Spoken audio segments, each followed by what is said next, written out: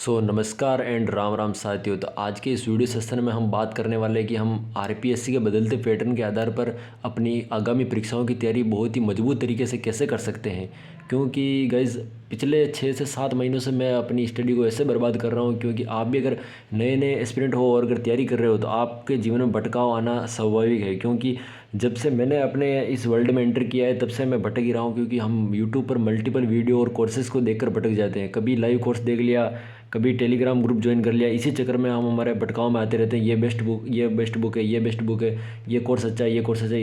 इसी भटकाव में पड़े रहते हैं और अपनी पढ़ाई को कंटिन्यू नहीं कर पाते हैं, जिससे ना हमारा सिलेक्शन होता है ना हमारी पढ़ाई कंटिन्यू होती है। क्योंकि आज आरपीएससी के अगर पैटर्न को आप समझोगे और ध्यान से अगर तैयारी करना चाहते हो और आप 2026 में सिलेक्शन लेना चाहते हो तो इसी वीडियो के अंदर हम बहुत ही गहन बात करने वाले हैं कि आप अपनी पढ़ाई को बहुत ही अच्छे तरीके से कैसे कर सकते हैं। क्योंकि मैं खुद भटक चुका हूँ इन बातों से और गुजर चुका हूँ, इसलिए मैं आपको गाइडेंस देने वाला हूँ कि ये छोटी छोटी बुक्स जो आज के ज़माने में प्रचलन चल रहा है शॉर्ट नोट्स का, इनका क्या उपयोग है और ये किताबें किन लिए है। बोरिंग लगेगी लेकिन ये किताबें आपके लिए वरदान साबित होने वाली है।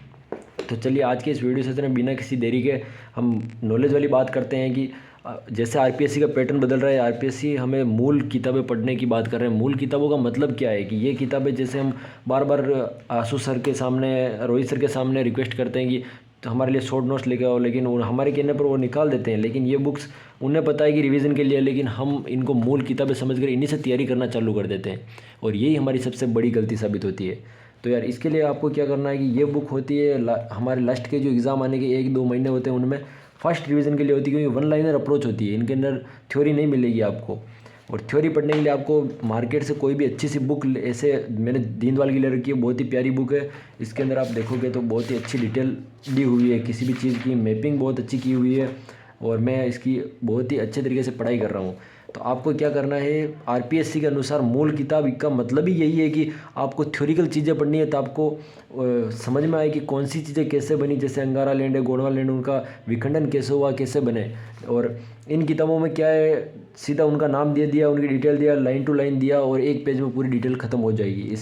इसी वजह से मैं आपसे यही रिक्वेस्ट करना चाहता हूँ कि आपको मुश्किल लगेगा, बोरिंग फील होगा, लेकिन आपको थ्योरिकल किताबें पढ़नी पड़ेगी ताकि आपको डीप नॉलेज मिले।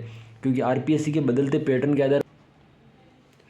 हाँ जी गाइस, तो यार आरपीएससी का नया पैटर्न हमारे क्वेश्चन देने का ये हो चुका है कि पहले हमारे क्वेश्चन आते थे कि अरावली के बारे में ये चीज़ बताओ और 4 ऑप्शन होते थे, उसमें एक आंसर बताना रहता था। लेकिन अब वो क्वेश्चन का पैटर्न भी धीरे धीरे चेंज होने लगा है और हमारे क्वेश्चन एग्जाम आने लगे कि अरावली के बारे में निम्न में से चारों ऑप्शन में से कौन सा ऑप्शन गलत है। इसके लिए हमें उन चारों ऑप्शन का नॉलेज बराबर होना स्वाभाविक है। क्योंकि अगर हमें उन चारों ऑप्शन का नॉलेज पता नहीं है तो हम वो क्वेश्चन 100% गलत करेंगे।